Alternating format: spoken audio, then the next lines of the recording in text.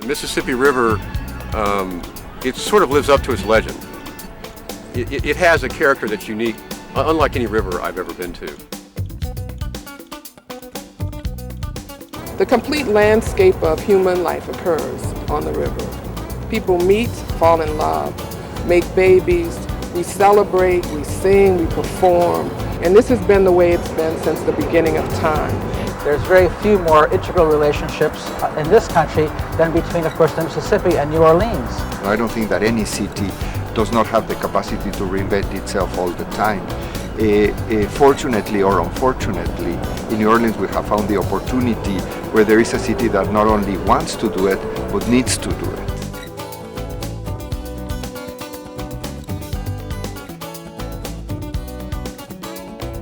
Our goal was to create one of the best waterfronts in the world. And to get there, we hired the best design team in the world. George Hargrave, Enrique Norton, Alex Krieger, Alan Eskew, and their team have done a spectacular job. Well, the assignment we were given is amazing and magical and also very intense. We were given 5 months to try to think not of recovery, but of the future.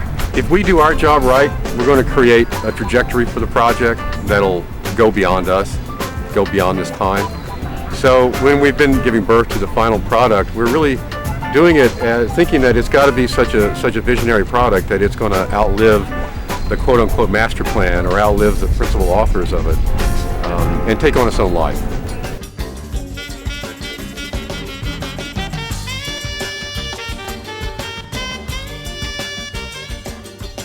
There are lots of barriers currently for people to the river. I mean, you've got flood walls, we've got wharfs. For such a waterfront-oriented city, it's hard to find a waterfront. In several key locations, we've actually designed park ramps that take you up from the city and then deliver you to the waterfront over the railroad track. Well, we're standing near NOCA. NOCA wants to expand.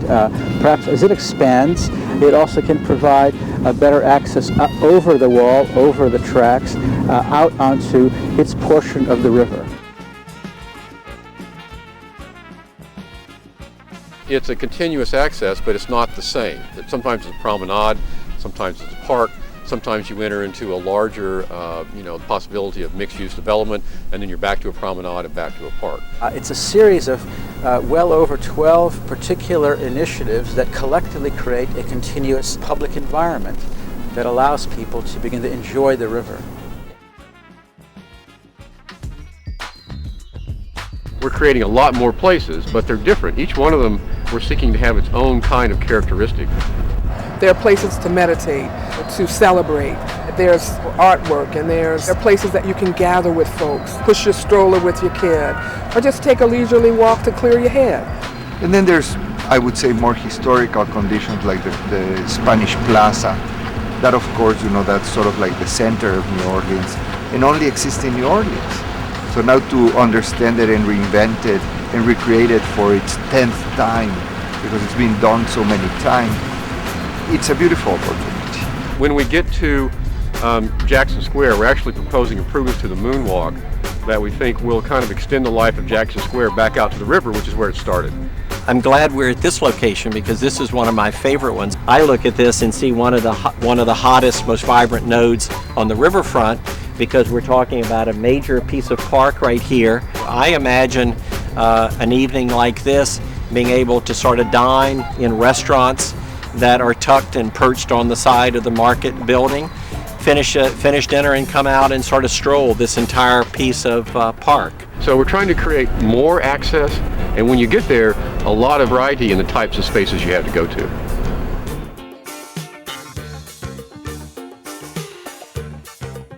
One of my they're all favorite and they're all dear to me. The point where the Elysee Fields meet Esplanade, and there's suddenly that incredible opportunity to create a new place, a new square. Upriver, we're actually creating sort of an urban space that we're beginning to think about as a contemporary version of Jackson Square. And we're actually creating a park that is on the river but then goes back into the city and then putting development around that park. very much like Jackson Square, but we're going to do it in more of a 21st century mode. Architecture becomes an absolute document of this intervention at this moment in time in this very particular city that will be projected into the future.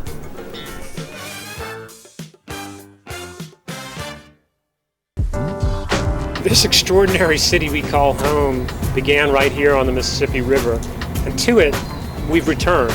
One of the possibilities of this project is to offer the community a great sense of optimism. Through its framework, it's going to set up the places for development occurred where you get that sort of synergy between open space development and real estate development. It's about investing in the sort of smart economic infrastructure that will produce the jobs and the income and the wealth and the quality of life that allows New Orleans to flourish in the 21st century. I think our visitors and our tourists will be able to use it and see the new way in which we've captured 6 miles of our waterfront. But it's when the neighbors take it, is when I will know as a designer that we did our work and we offered real, authentic, genuine opportunity. I'm very happy and I feel very lucky to be working here that hopefully will mark a difference for a city of New Orleans, which is very precious for everyone.